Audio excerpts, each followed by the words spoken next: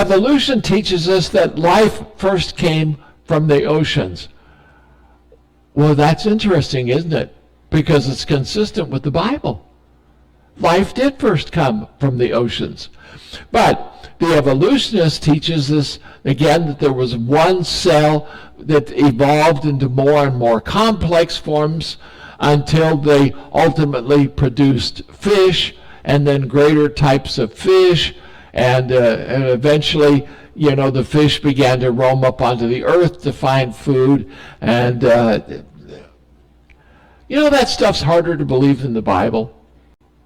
Besides developing an ability to walk, of course, these fish had to somehow develop a breathing mechanism. Have you ever taken a fish out of water?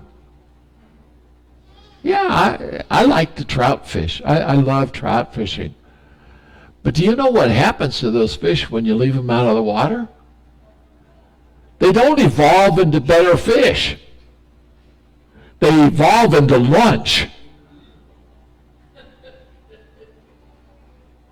And they die because they can't breathe. So how do you take a fish out of water and say, well, okay, now you better very quickly develop some lungs or you're not going to make it? Think about it, folks. How would they evolve over millions of years and develop this breathing mechanism to breathe on Earth? Why would they need the breathing mechanism if they stayed in the water?